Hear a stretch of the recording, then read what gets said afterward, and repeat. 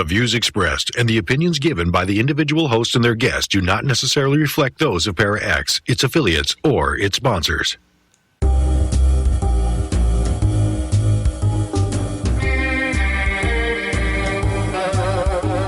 Step outside of your comfort zone.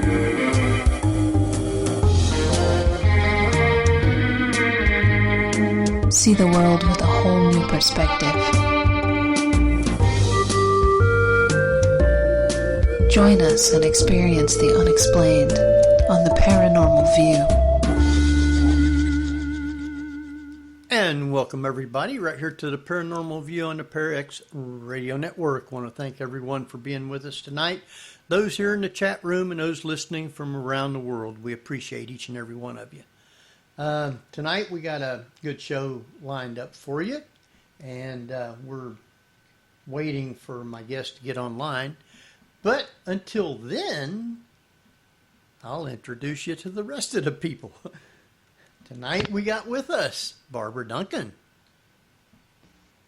Good evening, everybody. And we got Jeffrey Gould. Hello, hello. Happy Krampus night. All right. Or not. That's exactly what it is, too. And that's exactly what we'll be talking about tonight, too, is Krampus. So, Not to be confused with a very disappointing movie by Michael. Oh, let's not bring up that movie, shall we? I was so looking forward to that.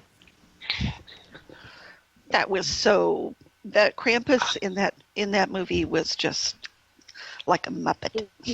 Yeah, it wasn't. It didn't even have a moving jaw. It's just like I'm like, dude, how many? Just bring up Krampus on an image search, and you got all these incredible stuff. And then he's just like, yeah, we'll just stick a desiccated mummy-looking thing in a Santa suit. I'm like, no.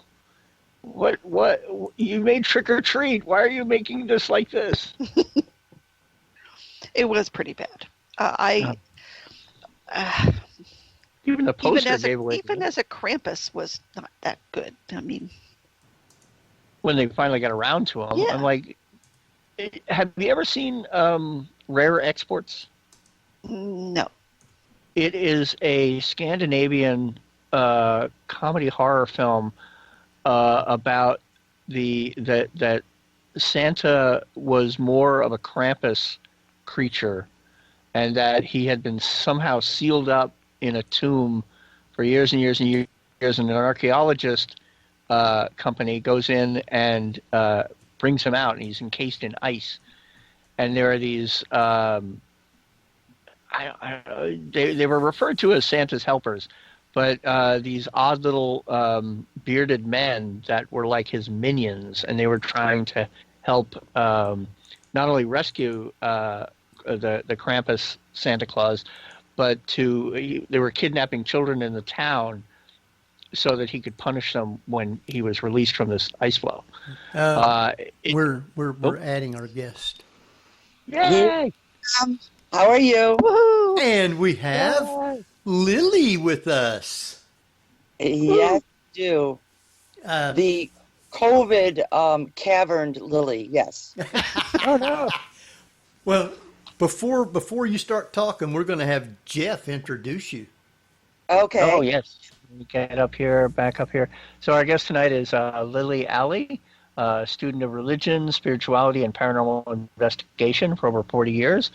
She's the widow of internationally known dark magician John D. Allee. Lillee continues to consult in paranormal investigations, and her specialties include, but are not limited to, Marian and cultural, spiritual phenomena and apparitions, and spiritual support to teams and clients who want spiritually counseling after investigations. I'm sure the Destination Fear team certainly needs that. She also works with EVP work and old school audio, the accuracy and research of past life regeneration, and seance and spiritual protection. She was also one of the first to incorporate training canines into paranormal investigations. And she hosts a radio program here on Para X Network, Happy Medium, with Deborah Ann Freeman. And she co-authored the book. Now.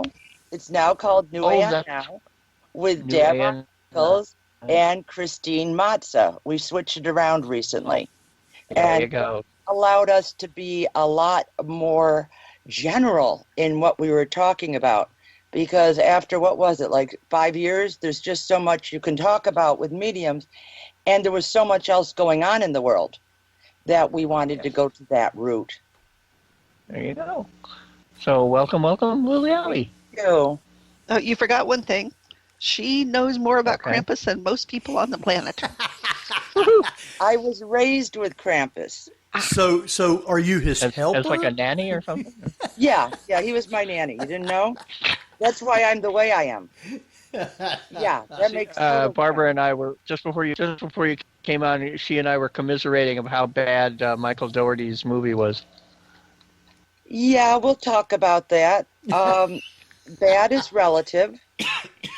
Okay, and I don't like to slam anybody's artwork, but that wasn't as much to my liking, though I've continued to research that, and I found that a lot of it is nice. I mean, when I was a kid, nobody knew about Krampus, okay? And the original way to say it is Krampen, which means claw. Germans are very, very literal. Do you know what I mean? Claw. Yeah. So claw would come by, and it fascinates me because you have to wonder if it was even at one point Santa Krampen versus Santa Claus, but that's all lost to history in a lot of ways. However, Krampus is really a neat character. How I was raised with him was that tonight, okay, would be Krampusnacht, okay? And that's the night where you get your comeuppance, all right? And in the way my family, Americanized, celebrated was this night, Krampus comes, okay? And if I'm alive the next morning and in my bed, that's a good sign. You go downstairs to your breakfast, and in your plate is either a gift or coal, or worse yet, nothing. Okay? Coal being not a good sign, you better really get your act together before Christmas Eve. A present meaning you've been a good kid, and the cost and fun of the present is even more stating not only about your parents' wealthiness, but also, you know, that you were a better kid. And nothing means he's still watching you, which is even more horrifying if you think about it. Yeah, that's kind of, paranoid, but yeah. Now, my cousin used to get, are you ready for this? Every year she would get and she's about 20 years older than I am, and she would get a orange and nuts. So that's how they did it in the Depression. But poor Krampus, I mean, he's getting his just desserts now, but you have to remember the belief was considered fascist at one point. The whole idea of it has continually been come under fire, and really it's a tradition, if you will, where we as children, okay, and there's nothing more serious about being a German child, I can just tell you. We as children were told how we add up, okay? And it was a great way to get us to do more cleaning for the holidays, okay? More assistance in baking. I mean, the parents had the right idea here. But, you know, Sure. People are against Krampus. I don't know why, but, you know, I think it's a lot of fun. Well, let me ask you, Lillee, then this new phase or fad of Elf on a Shelf, because it seems to me that's just as or worse psychologically than Krampus ever could be. Well, Elf on the Shelf isn't going to tie you up and whip you with sticks and drown you in the river. Yeah. Okay. Depending on the memes. Elf on a Shelf is a watered-down Krampus. Yes, absolutely. No question there. And yeah, it's a little creepy. But many of us who are brought up in the Catholic tradition also had the Virgin Mary in the house. And so she was always watching too. Okay. Do you see what I mean? So depending on how the child was raised, I don't think it's going to be as frightening. But I do know some parents that did not get the results, shall we say, they wanted because the kids were constantly hiding the elf on the shelf because it creeped them out. Well, I know back in the 50s when I was growing up, I'd never heard of Krampus, and I didn't actually get into it or hear about it until I was started doing this radio show, getting into the paranormal. It's gotten more popular in the 2000s. It started getting popular in the 1990s, and a lot of this is sort of our taking back of our traditions, though I was told never to discuss it because with so many things when you're German growing up, especially right after World War II, people weren't asking about German cookies or, you know what I mean? You got Italian cookies, right? So my mother's side of the family, they took over and, I could talk about all the Italian cookies we had, but the German stuff like lefse, which comes from Norway and things like that were always Christmas treats, not so much. And again, it was the sign of the times when I was growing up, but it was also in respect, at least the way my father explained it, for we had a lot of Jewish families and I was very close to them. And he didn't want memories dredged up of, the war in Germany for them. And so this was sort of a family thing. That totally makes sense. Yeah, and my cousin's family also, they watered it down to the point where it was a gift from St. Nicholas. Now, if you can figure out why St. Nicholas would give you a gift on his feast day, okay, it didn't make sense, but then Christmas was sort of odd to me either because it's someone else's birthday and I'm getting, a load of presents. And we're always raised, at least I think, we always look at the other side. I loved the fact my Jewish friends got a different present every night because I could appreciate them. If you came from a decently well-to-do family, you had a pile of presents and you really couldn't appreciate any of them. Right. And people look at me very differently when I say to them, don't go all out. What would really benefit the child through the year, and based on your income, that may be socks. I mean, we're going to do a thing on New Aeon Now. We're doing a comedy show the week before Christmas. And one of the things we're doing is how presents may have changed due to COVID. And it's sort of funny, but it's not, but it's the way of the world.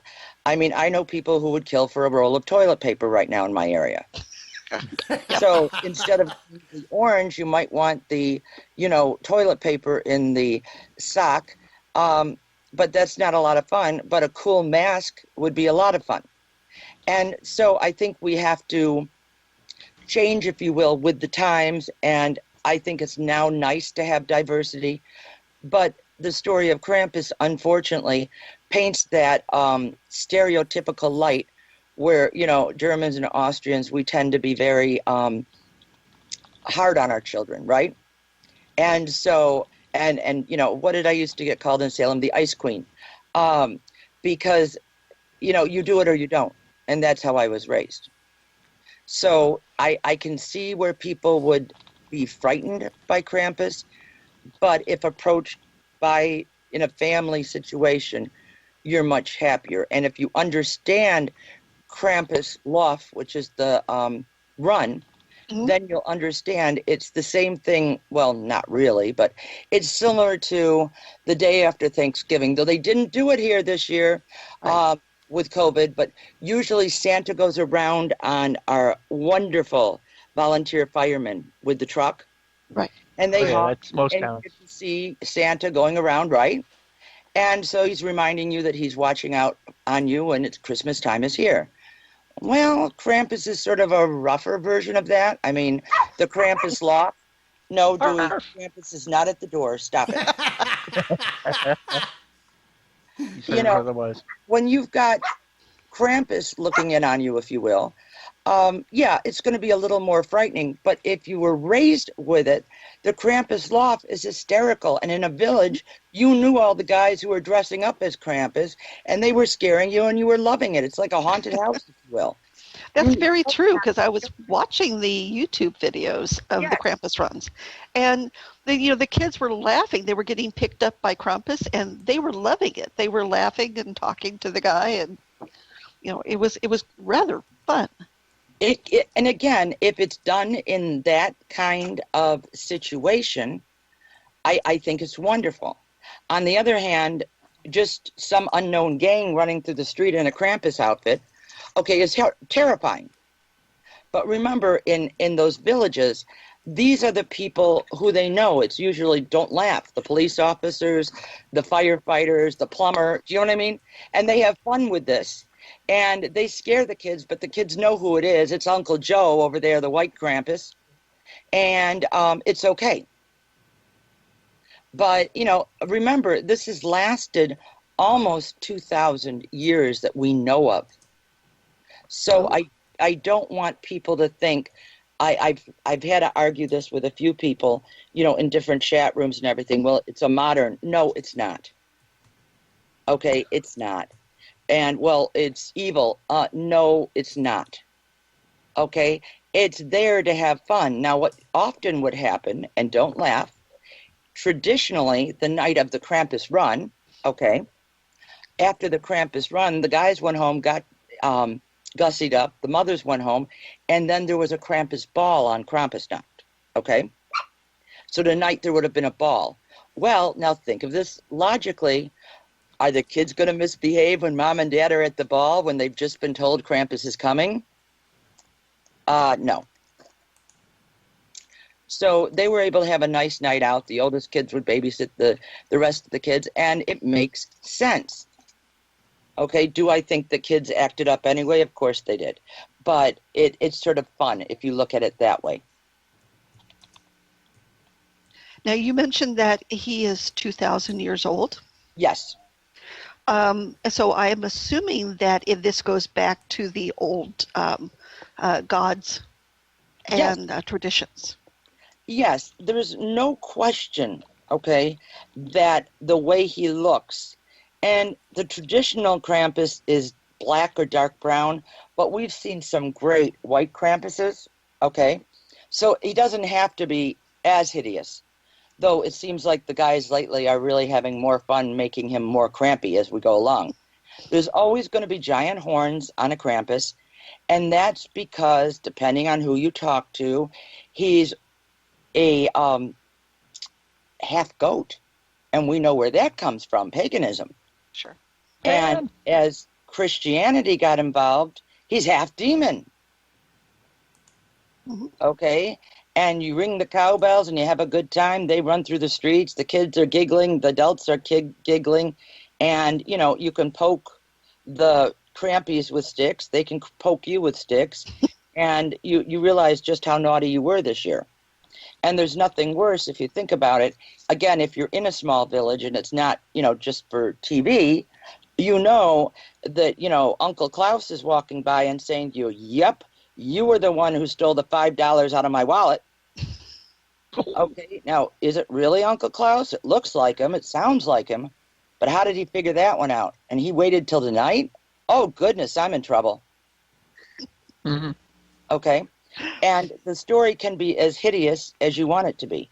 The poem Little Orphan Annie has a reference to this, European tradition where, the bad kid, he was taken up by demons and never seen again.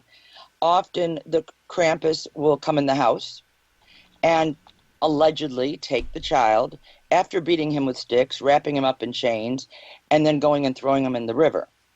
I never heard that story as a child. It was just if you're good or bad, okay? But if you read all the old text and you even look at old Christmas cards for turn of the century, Mm-hmm. he's pretty scary. Yeah. It's at least... the baskets and the whips and the kids screaming and all of that, yeah. Think about it. Whips and chains. Not exactly your children's, love of things. But when we stop to think about it, Lillee, when we tear apart old fairy tales, Mm-hmm. Not how they've been modernized, but the original versions, those were pretty darn scary. especially the German ones, they're dark. Yeah. Very, very dark. Okay? And a lot of them were to, shall we say, deliver moralistic stories. I mean, don't run out at night. We've all heard our parents say that, right? But if you heard a horrible story about two kids that were supposed to go see their grandmother, then they didn't, and the next thing you know, they're cooking in an oven, that adds a little bit to the story of I probably shouldn't go out at night. Right. Right. No, it's very true. I mean, when you start to really tear apart fairy tales, some of them were just horrendous. Oh, horrible. Yeah. I mean, even if you look at... Yeah, go ahead. Read the original Wolf story, okay? It's so dark, it's almost, our movie dark. Okay? It's pretty dark. And there's different, depending on the area, there's different traditions around the wolf, okay? Sometimes the grandmother is the wolf. Sometimes the wolf comes along and is plotting with the grandmother. Sometimes they don't make it to the grandmother, and the wolf gets them on. It's fascinating. And I've read feminists even writing about the fact that the wolf is very reminiscent of that bad guy that's following you. And that's why you shouldn't be going on the path at night. And it all works for me because, yeah, it's tales of morality and warning, isn't it? Pretty much. Well, the take in the movie Company of Wolves took the Red Riding Hood story in a more, like you say, almost a sexual awakening kind of concept. I loved that movie, by the way, but I'm weird. Oh, I love those are my kind of movies. Now, with St. Nick, remember, he would drop off candy. See, one of the big stories on this is St. Nick tonight. Now, think about it. Why would St. Nick be out on the eve of his feast day, okay? But Working Krampus... up an appetite. Right. Krampus and St. Nicholas are hanging around together tonight.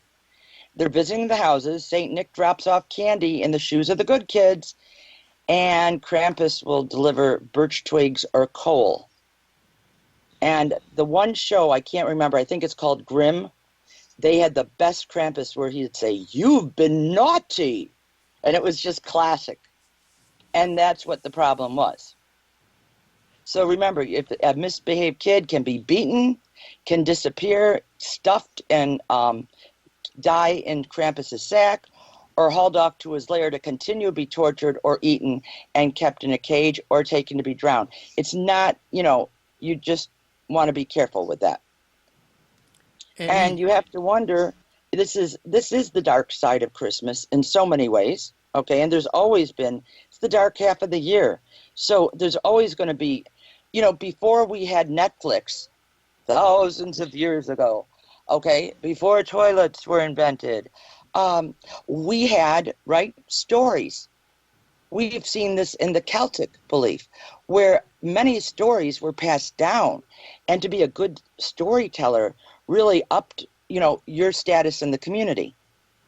So think about it. The story is what we've got here. And the story is preparing you in later years for the joyous Christmas. But in order to enjoy the joyous Christmas, you have to be prepared spiritually, and so you better be a darn good kid. So this really does follow the Catholicism follows it very closely in that you're sort of going through the dark side, the purgatory, in order to get to the paradise, right? I see it as that. However, the tradition says that Krampus is the son of the Norse goddess of the underworld, Hel. Okay, H-E-L, for those who are wanting to write it down. I don't know why you would, but I'm just saying one L. Now, during the 12th century, the Catholic Church got angry at Krampus, okay, because they felt there was a real resemblance to the devil, which there was, okay? Well, they're devil anyway. Right, and so that was a problem. Then in 1934, Austria's conservative Christian Social Party tried to totally eradicate the folk practices regarding Krampus. But as you can imagine, it was just put underground. And then you would find, I have an ornament, and I have no idea where my father put it, so I continue to look for it through the Christmas stuff. But I have an ornament of Krampus, the bad Santa, that's probably over 150 years old. And those are the things, they did get that right in the Krampus movie, by the way, because many of us had ornaments on the tree, okay? But, it's frightening. Refugees who have moved recently to alpine towns, they've stated their concern, and some towns consider taming the horror, but this is very, very normal for them. And whereas the costumes are frightening, again, by looking at it and educating, they will realize that really Krampus is a lot of fun. It's not a scary thing. Okay? But you can see cultural traditions of which you have no point or reference, it can be very scary. And that's not part of something that we really want to do with kids. Well, I mean, we were talking before about the movie Krampus, but that kind of had like a Krampus who looked sort of like a Muppet. And to me, it was kind of dumbing down the whole Krampus tradition by kind of making it mellower to a certain degree. And trying to scare people at the same time, which really didn't work. No, I agree with you. Part of that problem is what like I say, there's some beautiful scenes in that. To me, the most frightening scene was the last scene. I don't want to spoil it for anybody who's never seen it. But it's a modern take on Krampus. And you got to remember, it was the first one, though the William Shatner Christmas Horror Story is so much better in terms of a horror movie and a Krampus aspect. Mm-hmm. But, it was based on a legend that has never really found its way on the big screen. And it's also fun. It's also well done. Some people will say it's family friendly. I don't know about that, okay? If you really didn't know who Krampus was, I don't know how you'd benefit from the movie, especially the grandmother, who I was particularly touched with. But, going through. Now, one thing that there is about the movie is that Max, who's one of your child there, imagined the events, okay? And so that's the first version of this, if you will. You follow that? Where it was all just a dream? Sure. Think of it like St. Elsewhere's final. Sure. That, I get that. But then there's this other twist that somehow, because they've been naughty, Krampus isn't going to let them go. And the whole idea of Krampus was, unless you were a hideous, hideous person who was out to kill people in your later parts of your life, you were more to be scared. And I don't feel that there was a lot of stuff in there that I thought was a little mean-spirited. And that's what bothered me. Very true. It also, when we look at Santa Claus, for example, the modern day Coca-Cola Santa Claus versus the Saint Nick that was more traditional, were completely different looking individuals and completely different persona, in my opinion. Yes. Now, if you look at the Coca-Cola Santa, which now, I mean, for me, that's my Santa, right? That's what I was brought up with in the 60s. Sure. But the Coca-Cola Santa actually was a mistake of ad executives, because when they translated some descriptions of Santa Claus, they saw him as a portly man. And if I remember correctly, the word was not portly, but a man who could transport himself, be able, like for us, we might say, not, coordinated, because remember, he had to jump down the chimneys. And yet they saw it as this fat, jolly man. And it was really Coca-Cola that changed our life in terms of what Santa looks like.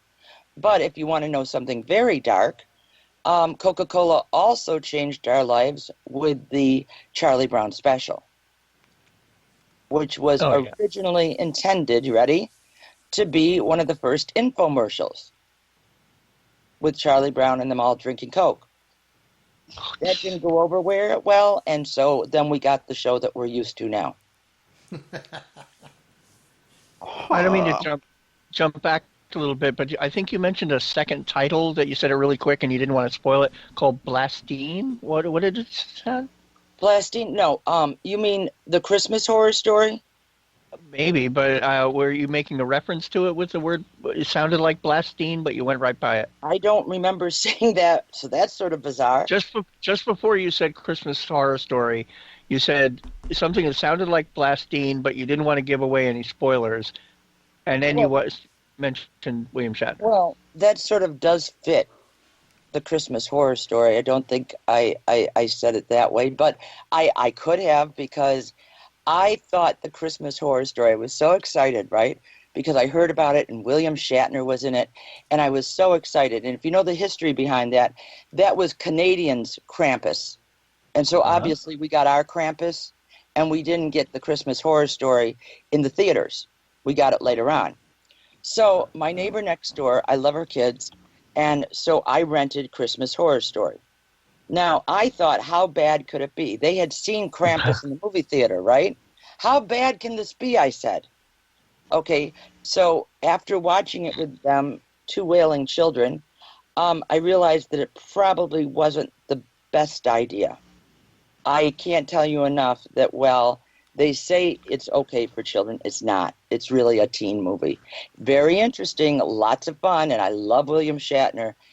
But even I was rattled by the twist at the end that was so dark, it wasn't even funny.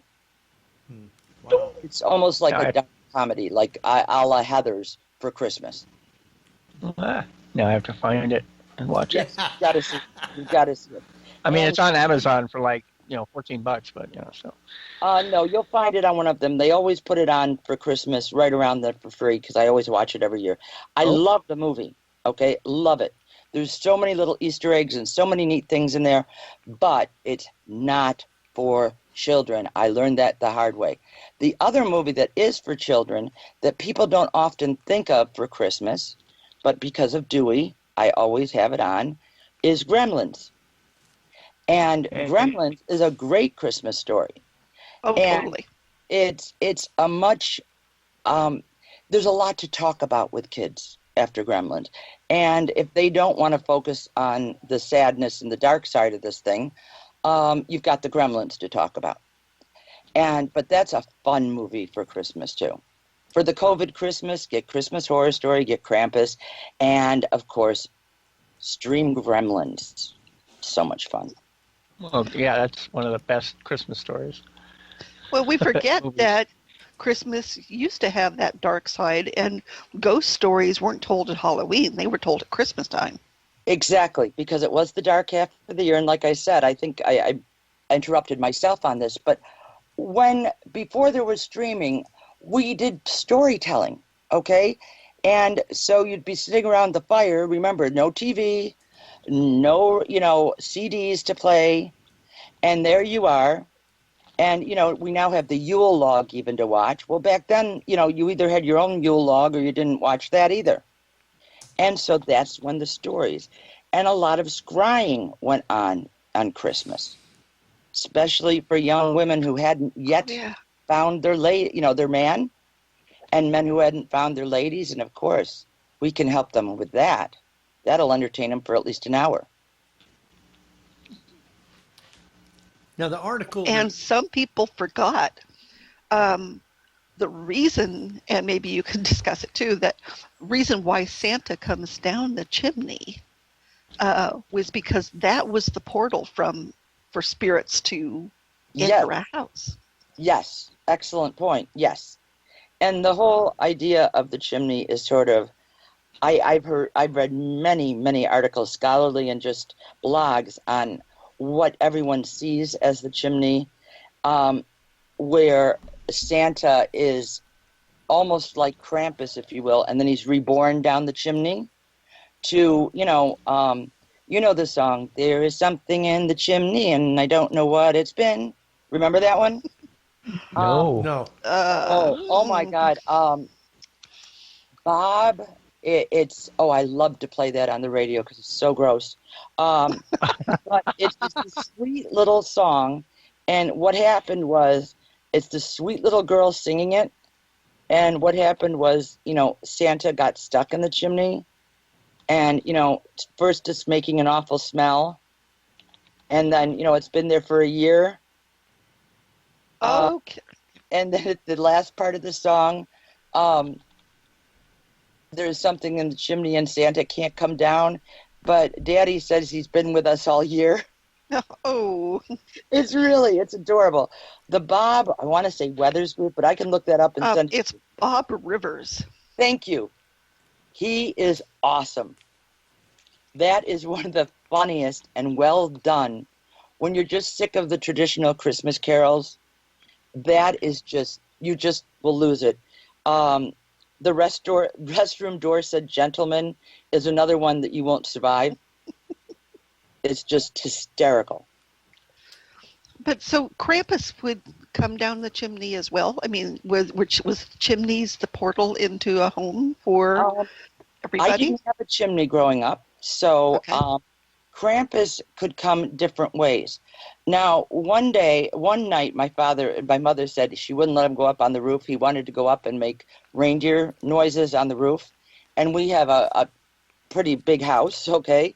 So my father was throwing rocks up. You can imagine my mother's not so much joy with that. Onto the roof at paces so it did sound like. And that kept me going for another 2 years, that there obviously is something to this. I was asleep, and I knew that Krampus was supposed to be coming, but I didn't know who was there. And the next thing you know, I hear rocks which didn't sound like rocks to me. They were reindeer hoofs. And so I stayed in my bedroom petrified, and the next thing you know, I had a present in the morning. But Krampus could come at any time. Krampus could come up behind you, okay, if you weren't doing your chores. Remember, these are villages, lots of agrarian and herds, and if you weren't doing what you were supposed to do, there's a big stick behind you, and you'll get whacked when you least likely expect it. Now, I know the article that I was reading, it said Krampus is the devilish companion of St. Nicholas. So they like to use that word Krampus and devil together a lot. He's not a devil if you really think about it. And it's hard to explain this to people who this is a new idea to. He looks like a devil, but if you were going to go and harass a child because they're bad and they're going to end up in the wrong direction as adults, you wouldn't dress up like the Easter Bunny to tell them this.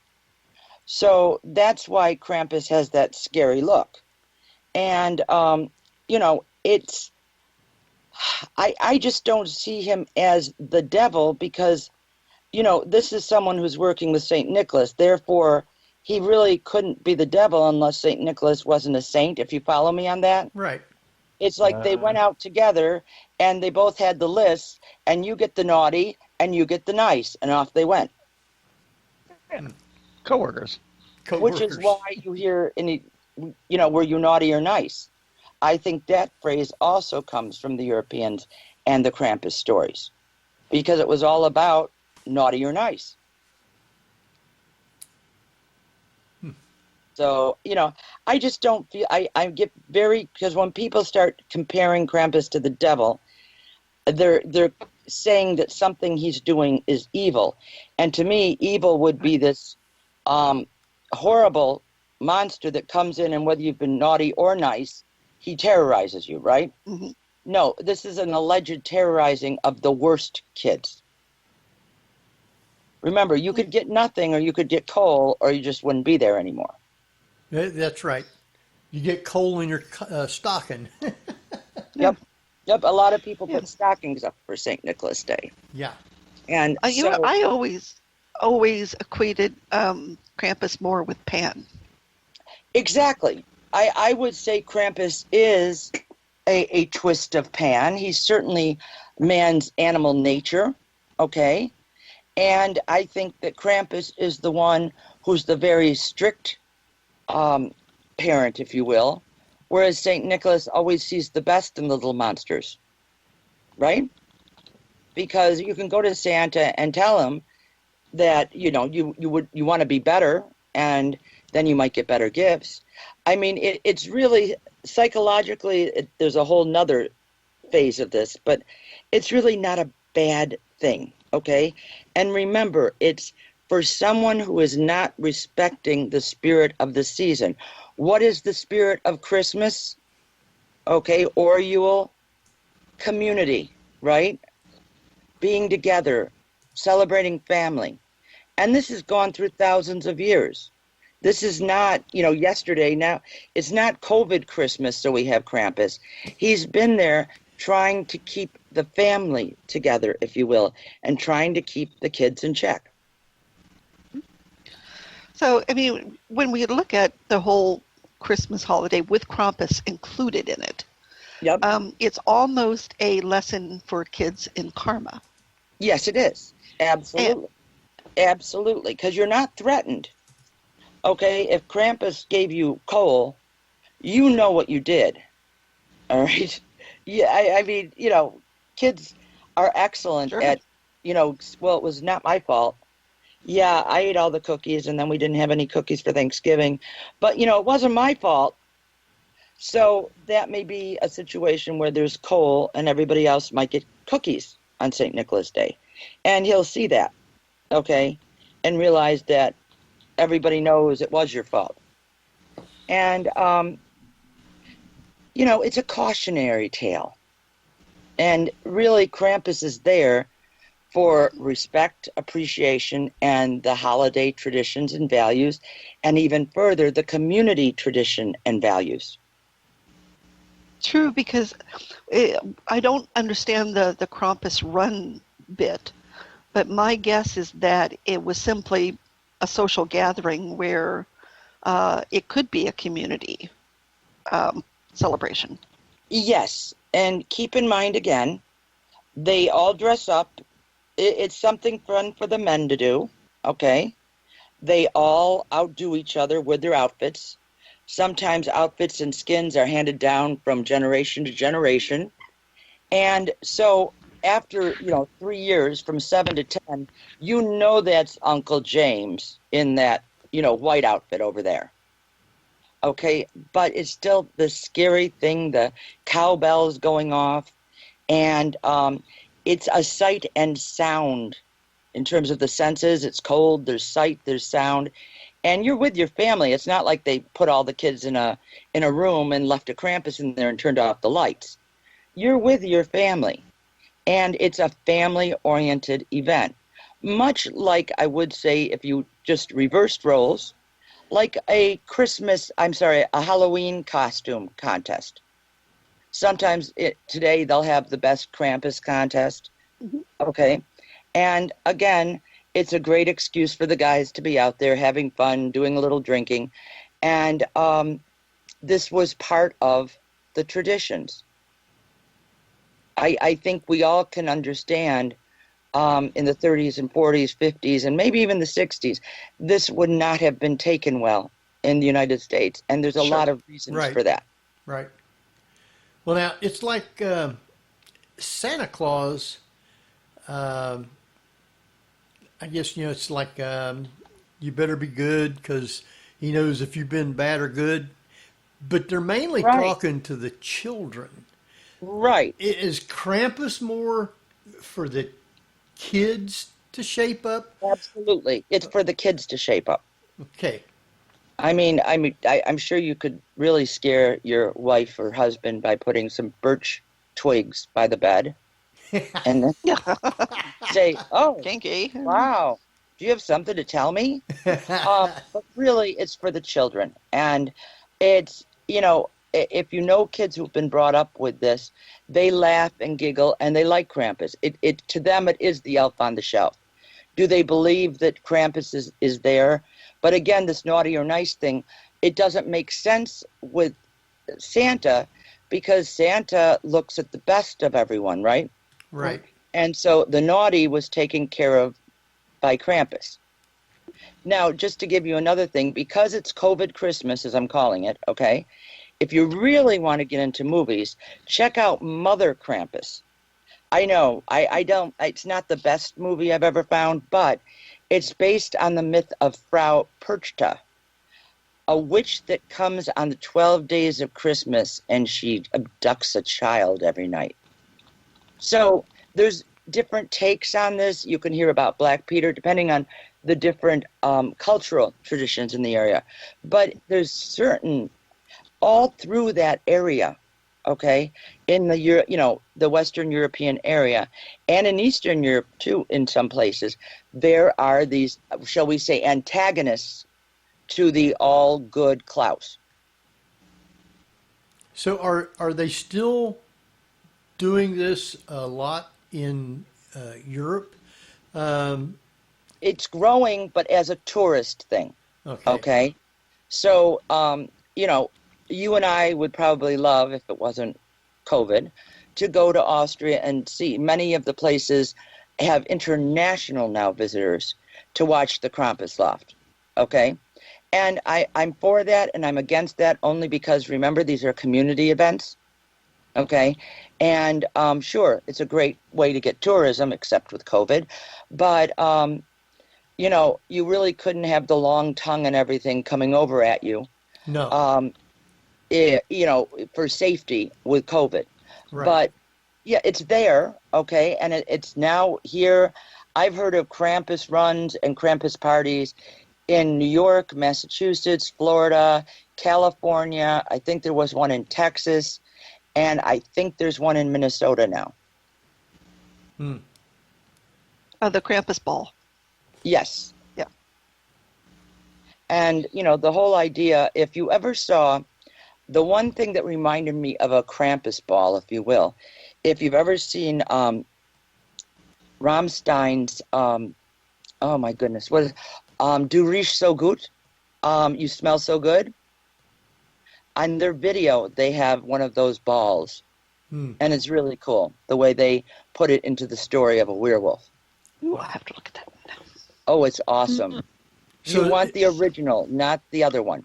Okay. So is Krampus still popularized in Europe? Yes. As far as the kids? Now. Yes. Yeah. There are more Krampus books than there ever have been. Remember, before the wars, it was popular. You would get Christmas cards with Krampus on them. Okay, the wars happened, and, this was pretty well put under the cover. And now it's coming out more. I think we are becoming less of a society of fear in terms of, you couldn't have witchcraft circles the way they do in Salem. Right. 40 years ago, right? Right. But I always worry that they hoodwink Krampus into something that he's not. He is what he is. He's not out to steal children. And one of my friends said, "Is that the German way to get rid of a bad kid?" Keep the receipt. I tried to explain that really wasn't the story. I mean, if I were writing a book about Krampus, I've always wanted to write, don't steal my idea, people, but you can if you really want to, is that the parent takes the bad kid out, right, wraps him in the chains, throws him in the river because he's just a very bad kid. And then the mystery, did Krampus do it? And, developing the characters so some of them are believing it, do you know what I mean? That it must have been Krampus because this kid was a terrible kid. And looking at things in terms of a commentary on life as to, is a really bad kid at like 12 when hormones are racing, does that really predict a horrible, horrible child who's going to kill people? And so that's what I've always thought with Krampus. You don't make it, I think, if anything with Krampus, it's the fun of his tongue and the horns, and he's just, I'll tell you someone who I bet you don't think was based on Krampus. You ready? Yeah. Okay. Gene Simmons. No, Gene Simmons might be Krampus in real life. Just saying, he's got the tongue. Yeah. But no, Fact. what very popular holiday story, okay, that again, I would have been brought up with, I think every kid would have been brought up with from the 60s on, is really about Krampus. Any guesses? Grinch? The Yes, Grinch. very good. Yay. What? Dr. Grinch. Seuss was a German. Oh, the Grinch. Ah. Yep. And remember, what was he really trying to do? Stop Christmas. Was he? The noise. Well, no, he Well, was. the noise. I think he was trying. He was trying to get revenge on people that slighted him. But Well, you're thinking of the feature film, not the original. not the Dr. original. Seuss. Zeus. Yeah. No, in the original. Think about it. Yeah. He did love Cindy Lou Who because she Yeah, had he the did. magic of Christmas, Hmm. right? And then he was able to see the magic of Christmas with everyone. See, redemption sort of thing. Yeah. Right. And why did he go and steal all their stuff? Remember the dog? The dog is the best part of that whole show. And I Smack, still smack. think Sorry, it's yes. the best. Okay. And he takes all their stuff. Why? Because is it because that they're not appreciating it, or they're taking it for granted, and he has nothing? I think it was more that it really came down to the fact he didn't like their singing and just really annoyed by the noise. Or so he says. Yeah. I'm just saying that has been documented that Grinch is based on Krampus. That makes And total sense. that makes sense. And if you think about it with Dr. Seuss wrote very some dark stuff too. There's one poem he wrote about being in the dark with a monster. It was a riot. And I used to love that page in my book. In fact, I tore it out and put it on my wall to my mother's fear. But it was a little, this is Clark. We found him in the dark, in the park. And it's this monster in a cage. It's adorable. But the thing about this is, I don't think in the 60s we were ready to have Krampus beating Cindy Lou Who with a stick. Okay? Right. So, but we were ready to understand the meaning of Christmas. And that poor Charlie Brown Coca-Cola tale, if you really, I cry every time I watch that one because it's so emotional for me when Charlie Brown picks the most pathetic tree, because that's how I was. I always wanted like the broken reindeer. Do you know what I mean? Right. And Okay. the broke, because nobody else would take it, and it deserved a home too. Mm. But I don't know if that's being an only child or what the deal is. But I felt sorry for those that might be alone at Christmas, so I would always pick the crappy tree, and my father would yell at me. So that's but- like the island with the misfit toys. I loved the island with the misfit toys. Okay, I and still want to know what was wrong with the doll. wasn't I've it never something understood. The about little she dolly seemed perfectly fine. Right, but she didn't cry. She wasn't happy. She cried or something. I'd have to see it again, but there was something wrong with her too. Yeah. Whether she didn't Yeah. cry at the right time. But yeah, I loved Misfit Toys. And that talks a lot about, again, a cautionary tale, isn't it? Mm-hmm. And the Bumble, I mean, talk about adorable. Oh yeah. The Abominable Snowman, yeah. But see, I look at Wizard of Oz as one of the greatest tales of all time. It's my favorite movie of the whole world, and I love the books. Which and one? he comes from my hometown. L. Frank Baum? Oh, okay. Yes. We also have, that's Pugsley choking to death. He gets all excited about drinking his water. He's the pug. And then he's choking to death after he drinks it too fast. But we have a house here in Fayetteville that's now the Gage House. And that's where he lived for a while. But he was originally from Chittenango. Here's some trivia for you. And in Chittenango, in the sidewalk, we have a yellow brick road. Oh, Wow. So, they have, I don't know if it's still open because of COVID, but we used to have a beautiful Wizard of Oz museum with all the original books and everything else. And it's Wow. really, for someone like me, it's really fun. Now, just to let you know this, my cousin had to go to see a therapist because she was so afraid of the Wicked Witch. Oh. And I was so thrilled with the Wow. Wicked Witch that now I have my flying monkeys, which are my little gremlins. Oh, But, Yeah. you know, everybody takes it differently. wow. Well, Margaret Hamilton and I became friends the last few years of her life. She only lived in New York City, and she was very sweet, and she was really tiny. But it was really cool that she and I were both correspondents, and when we saw each other, she called me a friend in front to one of her friends. She referred to me as a friend of hers.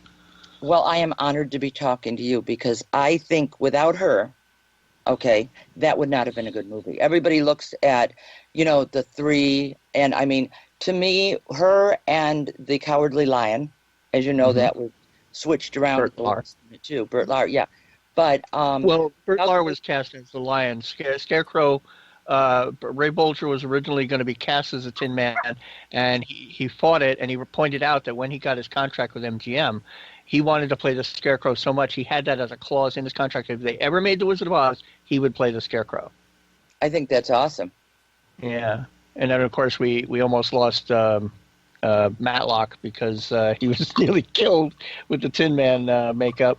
Yep. And replaced by Jack Haley, and they didn't bother to tell him. By the way, you know, you're replacing someone who almost died at our hands. Yeah, is that friendly fire, I wonder? Well, Margaret's injury was the second take. The take we see in the movie was the first take of the fireball. Did she get hurt by it? Oh, she was horribly injured. Yeah, Oh my gosh. when she went down the second time they did the second take, something it went off like a fraction of a second too soon, and it caught fire at the end of her broom and the brim of her hat. And she was very and of course the makeup was copper based. Of course. So it was like insanely painful just to remove that. And she was on bed rest for a time. And one of the studio heads called to say, you know, ask how she was. Unfortunately, either her agent or manager or somebody that she knew grabbed the phone and just reamed the guy saying, you know, you're lucky she doesn't sue you into a billion pieces, because she later thought, you know, it's possible it could have been recording it and you say, how are you? And you automatically say, well, I'm fine or something to avoid a lawsuit. Yep. But yeah, fortunately she had someone to belay that. Wow. Well, you know, I think we don't appreciate what happened with Michael Jackson after his little fireball incident. Oh yeah. You know, the pain involved. Can you imagine? Awful. Wow. But I still want Yeah. a flying monkey. You want to Oh, fly I know. a I love monkey, the. I have countless photos that I save that I repost, where they say, you know, flying monkeys, you know, scaring the daylights out of people since 1939. Yes. All That right. to me is one of the most wonderful powers, but I don't know. I just think, you know, if we don't have magic in our lives, and I'm not talking about being a witch or a mage or a shaman, I'm talking about the simple magic that is life and the rituals and traditions that we hold dear. There is something magical about Krampus night. There is something magical about Christmas Eve. And, you know, even when you take the religion out of it, it can still be so emotional and spiritual. Mm. Okay? And even if you choose to celebrate Yule, it can still be so emotional and spiritual. And I think that's where a lot of this magic and the supernatural gets into these holidays. We're going to go ahead and take us a quick break. And just to let you know, Lillee, that your mic will be live, so don't say anything. You will not hear any of the commercials. And you'll hear me when I come back on the air. And then you'll know that we're back on. So, You got it. So with that, Jeff, you want to take us out? Yeah, you're listening to the Paranormal View with your hosts, Henry Foister, Barbara Duncan, and myself, Jeffrey Gould, with tonight's wonderful guest, Lillee Allee, talking about Krampus. So stay tuned for more of the Paranormal View after the break. Whether you're listening at home, at work, or anywhere, thanks for making Para X part of your day. Your source for everything paranormal, Para X. And welcome back, everybody, right here to the Paranormal View on the Para X Radio Network. I want to thank everyone for being with us tonight, those in the chat room and those listening from all kinds of other places. Tonight we got with us Barbara Duncan. Good evening, everyone. And we have Jeffrey Gould. Hello. And speaking of listeners from everywhere, Barbara, where do we have listeners at tonight? Oh, they're coming in from all sorts of places tonight. We have the United States, the United Kingdom, Scotland, which is part of the United Kingdom, sorry, Canada, Puerto Rico, and Norway. Oh, wow. We got all kinds of listeners tonight then. Oh, yeah. And they're probably shaking in their boots hearing about Krampus. So we have with us our great guest, Lillee Allee. I am here. Yeah, I knew she'd be back. Now that Skype is finally behaving, yes. What was Oh, it? welcome to Was you my having world. problems? It did earlier, that's why I was late. But Oh. I wanted to just give you some facts on Krampus, something that I thought was really important. Peter Jelovich, which is a professor of history at Johns Hopkins, he was quoted in the National Geographic as pointing out that, he believes that it may be the horn god of the pagans, a pre-Christian Alpine tradition, which would bring about Faunus, okay, and would bring about Pan. But by the 17th century, Krampus was paired up with St. Nicholas, so they were the dynamic duo. And the reason why the German immigrants kept it such a quiet celebration between families was the fact that many people did and would confuse Krampus with the Christian devil because of the hair, horns, hooves, and fangs. Now, it was also forbidden by the Catholic Church, as I talked about earlier, by fascists in World War II Europe, who believed that Krampus himself was a part of the Social Democrat politics, if you can believe that. And that's why they outlawed Krampus. And Austria tried to ban the beliefs in the 1930s through the 1950s, also for political reasons. But today, he's becoming very popular in the United States. And we have even had last year, I think it was, and well, certainly not this year, I have to keep saying that, but there have even been a Krampus Con happening here in the United States. There has been, but I don't think that the Krampus is caught on here to actually scare the kids.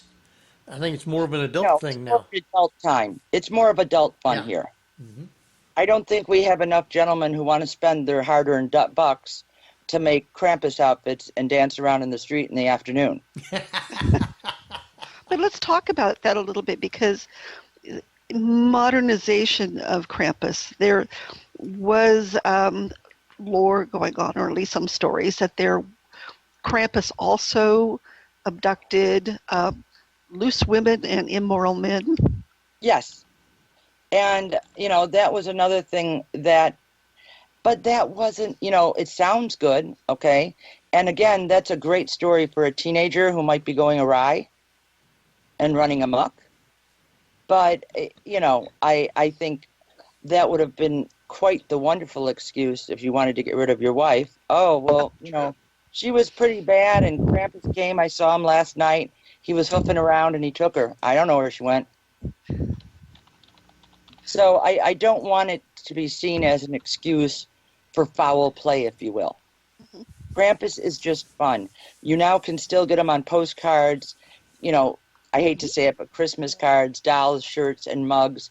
And I even have heard of, I haven't found it yet, but there's even a stuffed Krampus, which I thought would be way too much fun. Was that your ringtone? Samantha's notes? Yes. Yes, that's my ringtone. That's Samantha awesome. knows. My ringtone is the TARDIS, but that's There kind you of- go. See? That is the way that I am.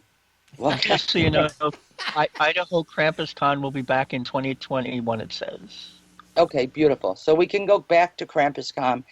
If, there's so many things out now. They've got comic books. They've got a whole bunch of stuff. There are adorable comics on YouTube, and some of them are really good. And there's even Krampus songs, which I don't believe there was in the beginning, but now you can hear, I love Krampus, I love Krampus, yeah, yeah, yeah, yeah, yeah, yeah. It's true. Well, there's Krampus poems galore. Yes. And I find that interesting as well. But some of them are obviously very modern. Some of them look like to be a little bit older. But yeah, he seems to, and correct me if I'm wrong, but you can go to various parts of Europe and find a lot of hidden statuary, which seems to be Krampus related.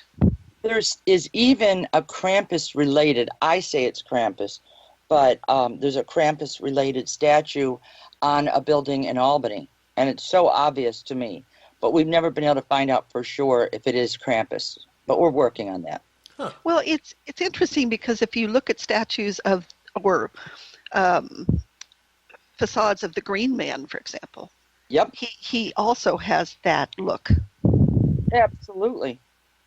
So, but the Green Man does not have the long tongue and the twigs. Yeah. So that's the only way He's you can got tell them yeah. apart, to be honest with you. If they have a batch of twigs in their hand, it's probably Krampus or chains. And don't you always wonder in the early English stories where chains were rattling? Right. You have to wonder, did that really come from thoughts of somebody dying in a, dungeon in a castle, or was it because Krampus walked around with chains? Okay. Well, yeah, in the Scrooge story, yeah. Right. Yeah, Christmas Carol is not, shall we say, it turns out okay, but it's not a happy story. Not at all. No. It's sort of scary. And it was. And the reason for it was I was bad, and this is my eternity. So don't you do that, or this is the way you'll be. Yeah, and again, a cautionary tale. Yeah. And keeping the Christmas season sacred. And you can use that word sacred in any way you want to fit that story, because for some, it was traditionally a time to give to the poor, so they could have a Christmas too.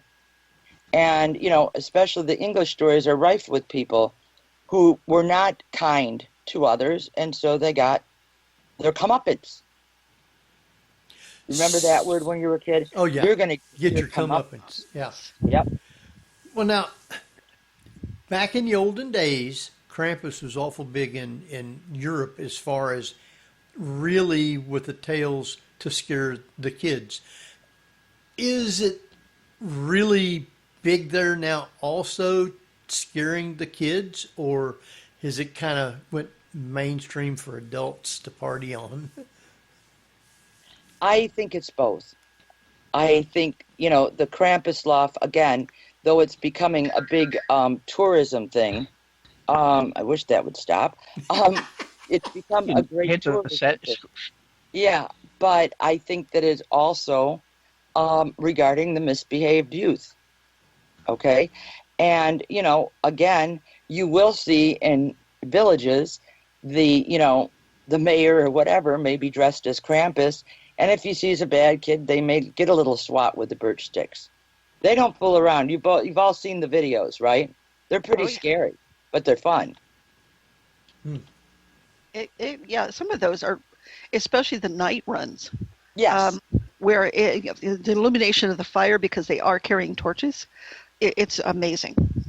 Just amazing to look at. And on we have the a other couple side of questions. Yeah. Sorry. We have a couple of questions in the chat, and one is the Krampus minions, because it seems to me I thought I read something about Krampus Cats. There have been various tales of wolves and cats And again, those are add-ons that may be from a particular family or a particular area. But yeah, can you imagine Krampus Cats? Well, you got the Yule cat, which is a Scandinavian cat that attacks you if you didn't get clothes. Right, and look about the Yule goat. I don't know the Yeah, Yule I haven't goat. heard Is of that that like Black Phillip or? No, the Yule goat was just a nice thing. They had a Yule goat. Oh, Really? I'll Yeah. Look up the Yule goat. And what about Pete? Black Pete? Black Pete is a whole nother story. Uh-oh. Black Pete is a version of Krampus. Okay, but remember, he's not exactly the same. And I'll give you an example of this, okay? But I think the biggest thing with Black Pete is it's all, again, different areas had different versions. And that's, just the way it goes. Now, let me explain this to you so I can explain it a little better with Black Pete, okay? Black Pete is an interesting story in itself in that it's a different area. And again, depending on the area, you're going to see a different reaction. Just like with Krampus, you're going to see a different side of things. And there's nothing wrong with that, but it's going to be a different situation, if you will. So not every Krampus is going to be black. Some areas, they're going to have him brown. A lot of them refer to him as looking like a goat with a big, big tongue. Okay? And, that's a possibility too.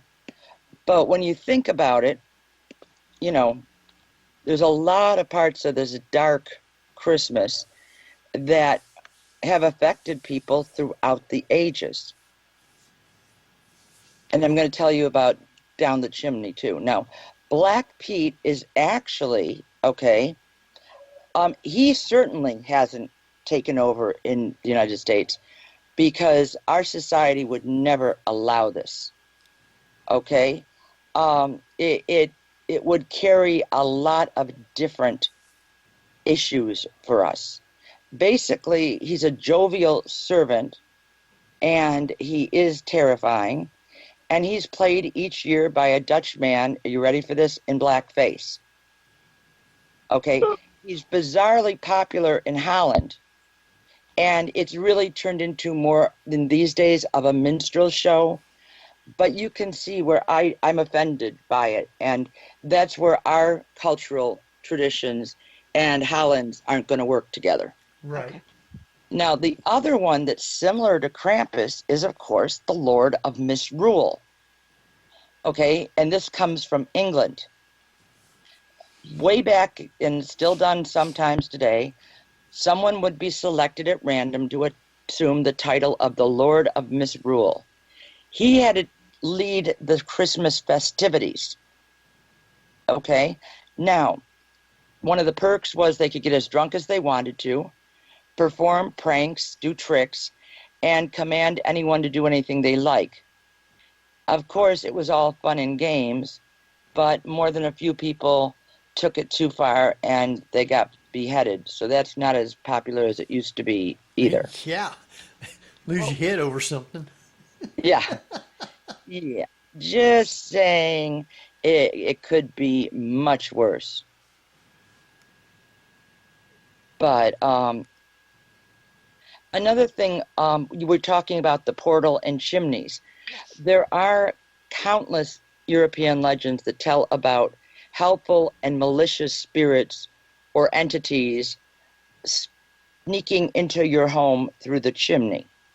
Scottish and English stories talk about the brownie, which is that helpful household spirit that helps you, clean, which I've been wanting one for years.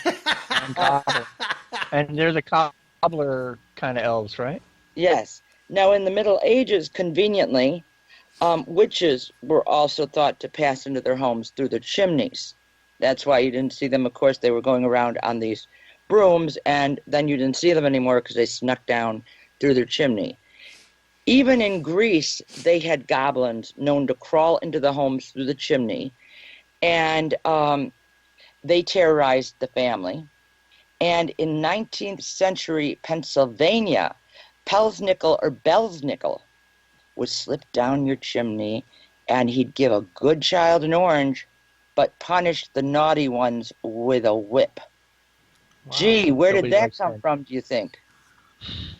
But remember, 19th century, a lot of people who are German often wonder, how did Pennsylvania Dutch turn out to be Pennsylvania Dutch? Well, they created their own culture, if you will, so it's now Pelsnickel or Belsnickel, and you got an orange or you got a whip, your choice. Wow. Give me the orange. Yeah, of the two. Oh, and I knew I wanted to say something else that we were talking about because we talked about so much. Now, remember, St. Nick had to go up and down the chimneys and go through every house. Think about that. You're not going to have some fat, sloppy guy being dragged around by these poor little reindeer, okay? But what happened was Washington Irving, who, as many of you know, wrote Sleepy Hollow, he erroneously referred to the old man as portly in his story published in 1809. And then he had a dream that he recounted about Santa flying around in a weightless wagon. These ideas stuck, and this is part of what caused the Coca-Cola Santa. Yeah. Because it's supposed to be magic that does it for Santa Claus, to where he's able to go down the chimney along with the bag of toys and leave the stuff and then go back out. Yes. Without getting any soot on his clothes. Right. Yeah. But again, I mean, I loved the Santa. I just got to be honest with you. I loved the Santa in Christmas Horror Story. And I just like the fact that he's a tough guy. I think Santa would be, this kindly but tough guy. I mean, if he was a sucker, can you imagine? He'd be sending one load for every kid. Oh, yeah. He'd never get his work done. No. So, just saying, and if you remember, too, traditionally, Santa brought things that the family otherwise couldn't afford, like oranges and extra nuts. Okay, chestnuts to make stuffing, things like that. We've turned Santa into this mega money-making scheme. Oh, that's exactly what it is, too.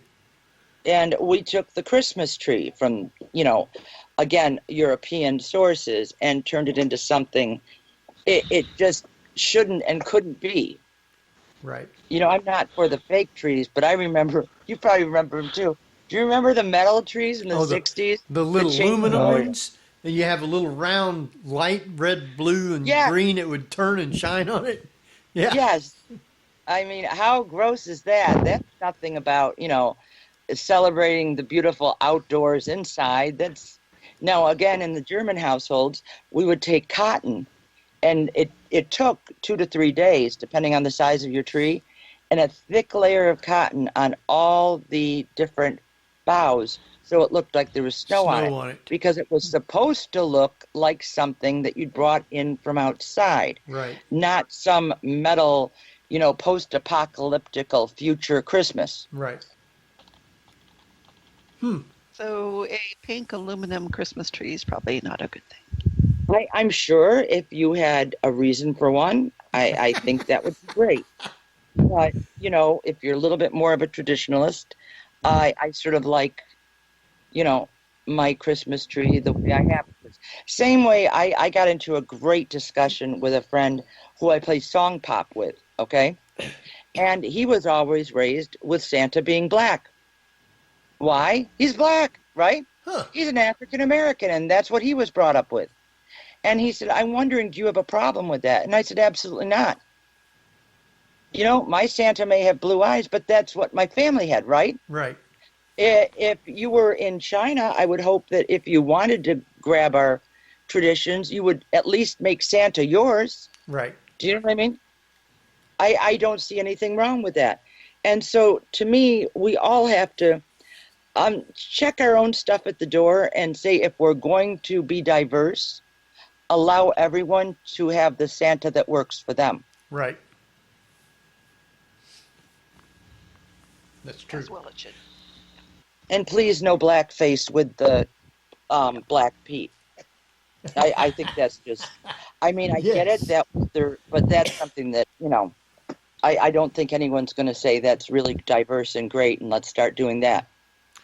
Well, do you think that with the situation, COVID and all this introspection and whatever, that people are starting to dig out the old traditions and revisit some of the characters that were involved in more of the ancient traditions? I would hope so, okay? And one of the things I'd love to see, and this is just me, if you have a fireplace, burn a nice smelling log, you know what I mean? Do your own Yule log if you want to. And do something different this year, only because what I'm hearing from my friends is their kids have made lists of Netflix and Hulu shows that they can all watch. And I keep saying, make it family-oriented and make it fun. Make it something like, for example, even at Christmas, Wizard of Oz does not cause any problems and makes everybody smile. Do you know what I mean? Right. Sure.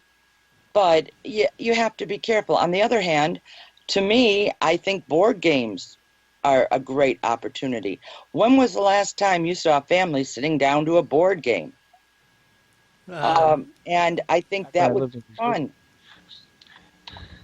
You know, those are the things that, you know, a lot of talking was done when you were playing gin rummy or playing board games. And by the mid-'70s, at least in my family, after Thanksgiving, everybody cleaned up everything quickly so we could go to the mall. And I still don't know what the mall has to do with Puritans and the Mayflower, but whatever, right? But we all did that back then because they were finally open. Okay? And the one thing COVID can maybe teach us is that while it's fun, I mean, nobody can say that going to a mall and hearing the Christmas carols and seeing Santa, I mean, it's magical, right? There we go again. Right. But on the other hand, if you think about it, it's also a little bit mercenary, a little bit money affected, because the best gift to me would be something that wouldn't cost a lot but would mean so much. Yes. Yeah. Okay. I'll tell a sad story, but an interesting story tied to that, which it was the last Christmas before John died. And we were at the house, and my parents weren't well. So he and I went out to dinner. I still have the pictures very close to my heart. And we got all dressed up and went to a restaurant right around the corner from our house. Okay? Beautiful restaurant, all dialed up. And he said, you know, this is about all I can do tonight. I wanted to go out and get you something, but I couldn't. And I said to him, this could be our last Christmas. To being together is the most awesome thing. Yeah. I can hold these memories. I'll lose a locket. I can break a ring. But you can't take that memory away from me. True. True. Okay. And how many times have I heard parents say, you know, if I hadn't been working all the time, I would have really enjoyed my kid more when they were 7. Well, that's the one thing you really have to think about, because they're never 7 again. And by the time that you've got time to spend with them, they are grown up, running around, and they're never with you then. Yep, cats in the cradle, right? I was just going to say that. Yeah, that's it. Yeah. And we all say that. Well, there's time, right? And I learned, unfortunately, very quickly that we had to live every day like it was the last, because there was no time. Right. And you begin to appreciate the little things more. Okay, I had one woman who's no longer my friend actually telling me, he didn't buy you anything and that could have been his last Christmas. Oh, yeah. Okay, And when you're dealing with people that are like that, I think of the Grinch. Yep. Okay, is that all it's about? Is going to the, and there's nothing that he could have gotten because he couldn't walk as well at that point. He would have just gone to get anything, and that's not what we want. We want something special. So I tell everyone, COVID or not, there are many times you're not going to know it, but it may be the last Christmas you see Aunt Zelda or, Uncle George, and try to make the holiday the most positive you can with the people you can have at your house. Right. And do something memorable. Yeah. Even if it's going outside and looking at the sky. Do something that you've never done before. That's the spirit of Christmas. You don't have to think. I mean, I used to love going to midnight mass. Why? Because it was so different, right? Mm-hmm. Only time of year you can do that. So that's what I suggest to people. Though I love Krampus, make the Christmas work for you. Yeah. That's like. Well, I mean, this year there's you can drive around and look at Christmas lights, and don't forget, folks, on the 21st, look to the southwest. It'll be Jupiter and Saturn, the only conjunction in 600 years, and it's going to be beautiful. Now, you say you look to the southwest? Yes, at night. Okay, at night. But do you have, West Coast timeline would be different. You do not need binoculars. It will be amazing. Really? Okay. Right. As long as it's dark. As long as it's dark. All right. And what date is that? December 21st. 21st. On the solstice of all places. December 21st. I will be looking. So that's magic, Lillee, right there. Absolutely. Mm-hmm. For me in this area, whether I was in Minnesota or here, Christmas is the time you can see, sometimes if you're lucky, the most beautiful thing to me in the world was the Aurora Borealis. And now you can even watch cams showing it, far better than you could even get a glimpse of it. Mm. And isn't that a miracle? Isn't that amazing? Yes, we know how it's caused and why it's caused, right? But it's still amazing. Enjoy. Yeah, when I was stationed in North Dakota, at night I'd be having to run out to some of the missile sites or out that way, picking up a vehicle that had broke down or something like that. And you would be able to see the northern lights in North Dakota. Mm-hmm. Yeah. And it's amazing, isn't it? Oh, yeah. Once you've seen it, it haunts you. Mm-hmm. You want to see it again and again. It's very beautiful. Yeah. So, I mean, when we get down to it, really, the holidays are about, which is basically trying to get in touch with that childhood magic again, where we didn't know all the facts, but it was fun to anticipate. Absolutely. Absolutely. As a child. I think that's what Christmas is really for the kids. So in Europe now, is it still so much Krampus, or are they bringing Santa Claus into the factor? Well, if you listen to the one of my favorite bands, Rammstein, and you listen to America, they, nationalists in Germany don't really want our version of Santa Claus. They have their own. Okay? And so, have we taken over a lot of traditions? Sure. People have adopted it, and sometimes it's been forced on them. I mean, that's a whole nother topic for a whole nother show. But I don't think you can ever get rid of the magic of whether you want to call him Saint Nick, Santa Claus, any of the stories, okay? I think it's beautiful the way it is. And, the whole coming of the light, whether you want to look at St. Lucia or any of these things, beautiful, beautiful things. And why we need, as, experts far smarter than I have said, we need ritual in our lives, okay? And we need to remember and relink. And that's what makes Christmas so awesome. And telling you as a widow, I look at Christmas as a kid. I will go and get my little Snickers tree. Have you seen those? Oh, yeah. And I will eat it very happily. I'll get the pups something. And you make it what it is. You can go outside for a walk, and, you know, it's just so quiet. And some of the neighborhoods still have the little lights that they put on outside, Sure. you know, in the bag with the sand. Right. And how beautiful is that? And that's magical, right? And that's what Christmas is about. I think one of the things that a lot of people are going to miss is whether you go to the soup kitchen and work or whether you go to church, you're missing that aspect of community. But we've all been missing a lot of aspects of family. And this may be quite the wake-up call for people to realize that you want and need family if you're lucky enough to have it. And when you have it, you've got to cherish it because eventually it will be gone. Yes. And in case people is wondering, Barbara wants a Christmas tree of peeps. That's an Peeps interesting build Christmas tree. A Christmas peep. Yeah. The Christmas peep, yes. Yes, the Christmas peep.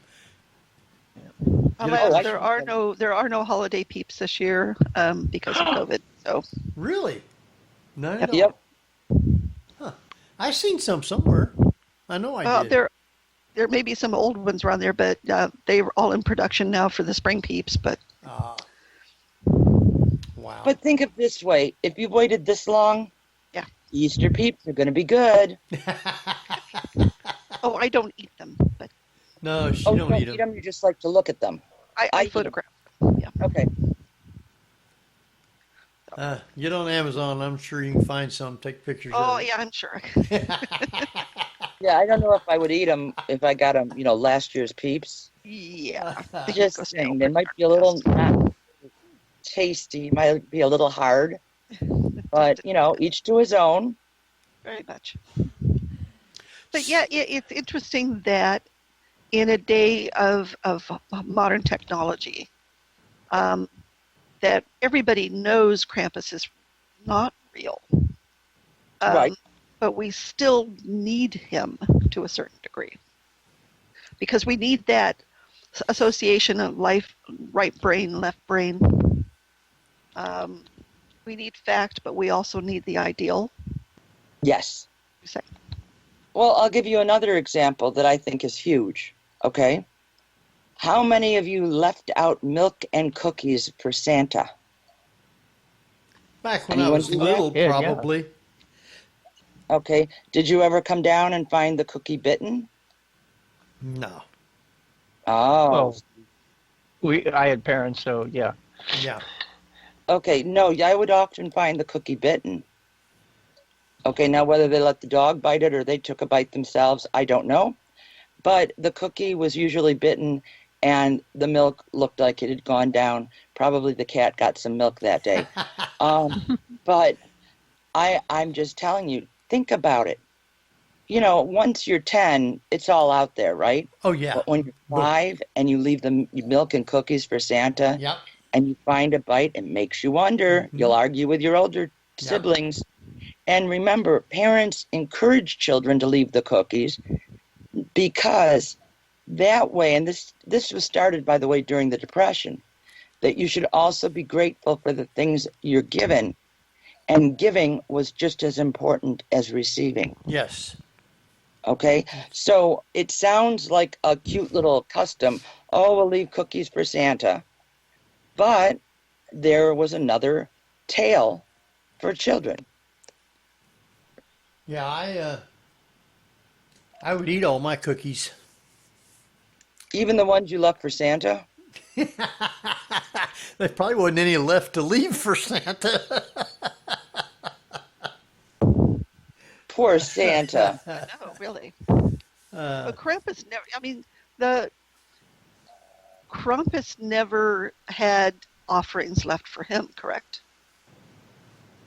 Well, I think I've heard different stories that kids tried to, Right, maybe their way up.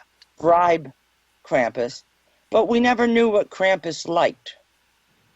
Do you know what I'm saying? Maybe you could leave a beer for Krampus, but I never left anything for Krampus. I was hoping that I would end up with St. Nicholas, and I really didn't want to find a little thing of branches on my plate. So yeah, no, it's almost like, think of it this way, it would almost be like welcoming him in, and you don't want to do that.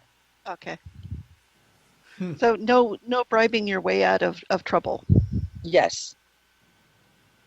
Now, do either of you know the story of why we have stockings?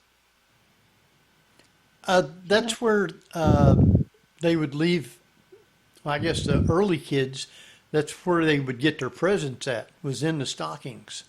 Before that, what caused it to be stockings? Well, They Uh, that's probably usually where they didn't- would dry them out Yeah, by the fire. Right. But this goes back to the 4th century.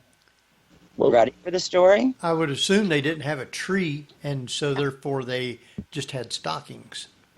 Well, there would always have been a tree in the Bavarian area Oh, because that was pre-Christian. oh, But in the 4th century, a bishop overheard an elderly man crying. He didn't have enough money to supply his 3 daughters with a dowry. Now, this is from Donald Dossey's book, all right, on holiday folklore. At the time, in the 4th century, women who didn't have a dowry would not be accepted by any male and often ended up in prostitution because there was no other way to support themselves. So the legend goes that this bishop, St. Nicholas, was so moved by this man's plight, he crept into the family's home at night and filled their stockings with bags of gold. wow. They had hung up their stockings by the fireplace to dry. The 3 women and their father lived happily ever after. The bishop would later be anointed St. Nicholas, the patron saint of children, and one of the inspirations for our today's Santa Claus. Wow. So all I've this time never I found should have gold in hung my up the stocking. Yeah, I'm with you, Lily. I never had that either. Yeah, I haven't found gold in my stocking yet. There's always a chance. I don't know. I've got my stocking hanging up already, but I don't think there's anything in it. Well, yeah, it works that way, doesn't it? But I think that's an amazing story, but how many kids don't know that story? I didn't And know it. don't know that's what it came from. Yeah, I didn't was know it. this year's old when I found that out. So See? Well, you got gold So- in your stocking? no, No. I wish. I would probably have holes in my stocking at that point. But yeah, Well, there was a tale. There was a tale of somebody who allegedly sold their soul. One of the Satan stories is he sold his soul to the devil. That he would come. The Satan would fill a stocking, or his boots actually, with gold. And when the guy got it in his head, what if I took the bottoms out of these? And after pouring tons, like, why isn't this filling up? He realized, all right, that's just wrong. And he figured a breach of contract and took the guy immediately. That's an awful story. See, now but Krampus might tell you that was naughty. That's gluttony, yeah. right? Agreed, I would think. Yeah, Unless agreed. you're eating the gold. I don't know. Were they eating the gold? Yeah, really. You might as well have been. Probably had to The use it. beauty about Krampus seems to me that he is that literally that down-to-earth character Yes. that isn't going to put up with any of that. You did that to me? Pff, sorry, kid. I'm on to you. Yep. And he is that earth elemental being that, doesn't put up with anything. Right. You've been naughty. And as I was raised, there are consequences consequences for every action and reaction. Oh no. That's usually when they found out he did something bad. Right. When I got the consequences lecture. Somebody in the chat room wants to know if you've ever heard of somebody leaving schnapps out for Krampus. Yes, I have heard those stories. Now, in today's world, you really can't have your kids playing with schnapps. True.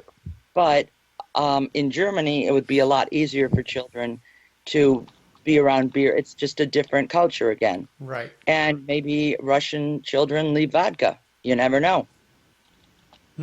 It's schnapps and ginger cake. Yeah, ginger cake is always good. Our gingerbread men. Oh, yeah, true. Wow. Very true. But so, you know, it's almost the dichotomy of Krampus versus Santa Claus, because you have that down to earth, this is what happens when you do bad things, but you need to aspire to the Santa. Right, because remember, Santa, based on St. Nicholas, was a man who gave his all for his community. Right.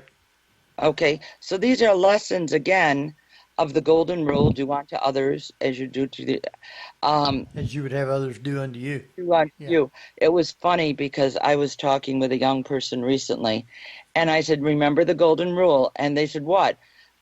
Leaves of 3, let it be? And I was like, yes and no. And, you know, so sometimes we do need to reiterate certain things. And, you know, if anything, COVID has taught us, it's that do unto others as you would want to be done unto you. Sure. You know, if you have any kind of symptoms, right? You don't go wandering out and kissing everybody. No. You try to, you know, self-contain yourself until... As much as we want to. Yeah. Some people don't care though. Those who don't care have not had it. I will tell you that. But We're seeing it. if they keep on, they're going to catch it. Yeah. And one can only hope, though, that they will survive well. Right. Okay? But the older you are, like with the flu, the harder it can be on the body. And especially if you have coexisting conditions when you get that. I had a rough time of it. It's not fun. Okay? And I got it from people who didn't know they had it. Because way back in the beginning, nobody knew anything about it. Right. Okay, in a lot of ways that was good, and in a lot of ways wasn't so good. But we need to think about that at this Christmas, don't we?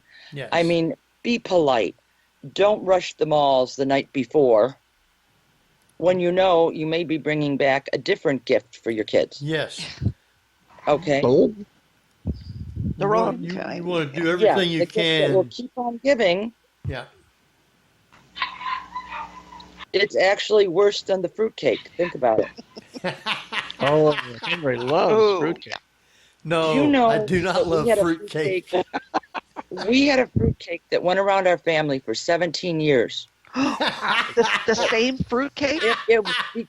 It became an ongoing joke. Yes. It probably lasted too. Them things are soaked in did. alcohol. Nobody would eat it by that time. And on the bottom, one of my cousins had put, are you ready? Originally given to by, and then the next one, and the next one. Oh my. And it was just hysterical because one aunt loved these fruitcakes. And next to mince pie, it was the most hated thing that would ever come in the door. So one of my cousins decided that this would be the gift that keeps on giving. Yes. And inevitably, it would be given back to the aunt, who would then gift it to someone else. And so, remember Hot Potato, that game? Oh, There yeah. you go. Yep. Oh, boy. Became a performance art piece. Yes, it did. And it was hysterical. But, I mean, it really, and these are the things. Your family can make traditions. Don't think you have to go on the originals. Oh, yeah. You can have funny, happy traditions. You will be making memories for your kids and yourself and, you know, your relatives. Be creative this Christmas time. Well, every family has their own version of their own traditions. My dad's family had what we call the Walnut Story, which was a family tale that my grandmother told every Christmas, no matter how often her kids said, "Mom, we know this. We know it by heart." And I grew up with this story, and I knew it by heart as well. So whenever we refer to something that a tale that one family member constantly retells, we just call that a Walnut Story. Oh, that's awesome. Yeah, that doesn't work so well when someone has Alzheimer's, though, when you get the same stories. Is that like a whole bag of walnuts? No, the story goes is that my father was the middle of 7 children. They were they were not affluent in any way. And that one Christmas, they rushed downstairs to their stockings, and all the kids were playing with what toys they did have under the tree. Uncle Bill went into his stockings and he pulled out like a toy train. He put it aside. He put a little toy boat, put that aside. And finally he reached down to the very toe of the stocking was a walnut that he pulled out and said, "Yes, that's what I wanted for Christmas." And my grandma would tell that story every year as though no one had heard it. And they're like, we know this story. Oh, that is adorable. Thank you for sharing that. That's awesome. Yeah, I have that on my website. I have a glossary of weird stuff in my life, and Walnut Story, the story every family tells, and I related it, and I actually wrote it up in haiku. Oh, very cool. Wow. Well, there are tales of fruitcake and mince pies in chat. I have never gathered in courage to eat a minced pie because I simply just don't know what it is. We used to say it with rat tails and all kinds of things to gross each other out. I wouldn't do it. It just doesn't taste right. Oh, yeah. Just wrong. Like Lisa Simpson's vision of what's in a hot dog. Yes. Pretty much. Yes. Yeah. Wow. Now, I think one of the most hated gifts to get, I guess, for Christmas was people would go to the malls and they would buy these. It come in a package, a box, and it would have different cheeses and different canned meats and stuff like that. I forget what they're called, but they're in a package and just give them to people. You get it. Oh, but they're so good. I loved the Hickory Farms one. That's ones I was talking about. Yeah. Yep. I loved that. I know some people didn't like them, but I loved them, especially if they had the oxtail soup. And then my father and I would fight over the summer sausage. Now, summer sausage I liked. That was usually pretty good with the crackers. Yep. And the cheese. Cheese was always good. Yep. I mean, I'd eat them, but a lot of people hated them. Oh, I know. But you know what? People complain all the time. Sure. You know, and if you think about it, you know, wasn't it nice that someone cared enough that you'd have a meal? Oh, yeah. Yeah. And remember, they were usually big enough for your family. Sometimes they had nuts in them. And sometimes they even had candy in them. Yeah, and it's a kind thought. Uh-huh. Okay, for relatives you rarely see, they don't know what you like. And it's easier on them to go and get something they know the whole family will at least benefit from. Right. I think people get too critical about gifts. They do. And they don't realize that somebody spent the money to buy it for you. Yep. Yeah. And you shouldn't holler about what you get. It's the thought. Somebody giving you something. Well, John used to tell a story that always cracked me up, was that he and his aunt were very close. And for the holidays, she would always give him his gifts on Christmas Eve, and she gave him a blue sweater and a green sweater, okay? And he wanted to make sure that she realized that he appreciated it. So he wore the green sweater on Christmas Day to the family party. And what do you think her response was? You didn't like the blue one? I'll take it back. To Filene's. You don't like the blue one. And, you know, throughout the dinner, he had to explain to her that he couldn't have worn 2 sweaters.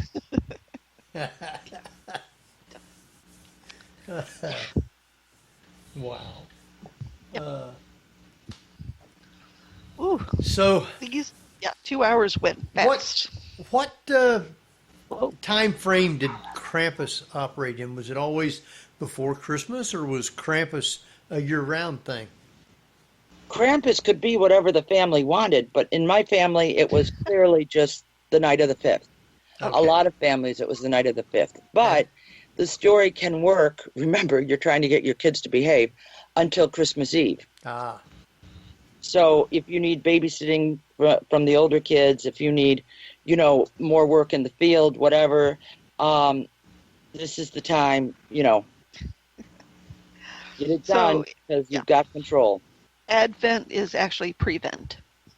Yes. Very good way of putting it. yes. Prevent them from being bad. Yes.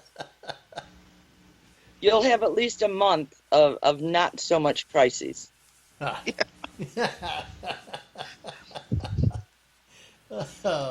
And Doesn't depending on what's in work the with Advent calendars, it could very well be. A Krampus calendar. We could make a lot of money on those. Oh, yeah. Wow. That would be kind of cool. We got to get with Marla and think of ways we can do that. Okay. So I'll tell you, Krampus, I've tried that with my dogs, and it doesn't work. Oh, yeah, I got 2 kitty cats. Nothing bothers them. No, They're I tell them, why are you doing this? Krampus is coming. Yeah. And they look at me and what? Cesar? Yeah. Do I Bowl? get something to eat? Yeah, bowl. All right, our time is running right on down, and I want to thank you for taking the time to be with us. I'm going to let you tell everybody, because you do a show here on Parax now, and I want you to tell everybody how they can listen to you and what the show's about. Oh, you're so nice. Thank you so much. I'm so honored to be on. I do New Aeon Now with Davron Michaels and Christine Motza from 10 to 11 on Thursday nights, and that's Eastern Time. And this week we are talking about the dark side of Christmas. And then next week after that, we will be having Christmas with COVID. And we're encouraging everybody to come, and it's going to be lighthearted so we can look at the good aspects of the holiday in the worst aspects of a situation. And that's this Thursday? This Thursday will be Dark Christmas. Oh, dark? Yes. Dark Christmas. The dark side of all those things that you thought were lovely stories. You should definitely try and find rare exports and enjoy that. Yes.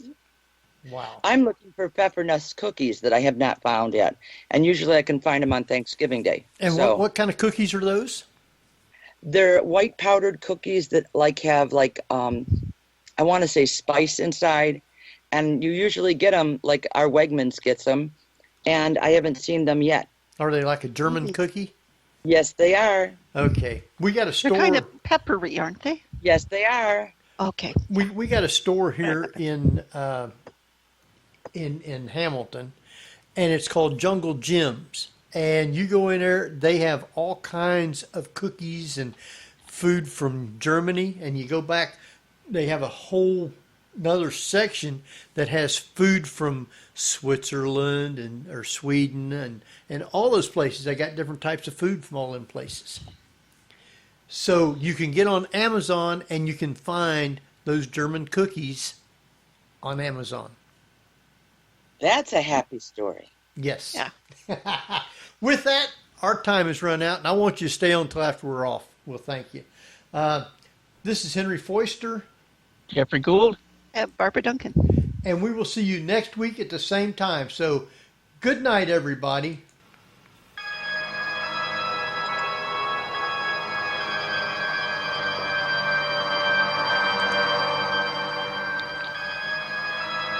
You've been listening to the Paranormal View on the Para-X Radio Network. Join us again next week at the same time for more of the Paranormal View.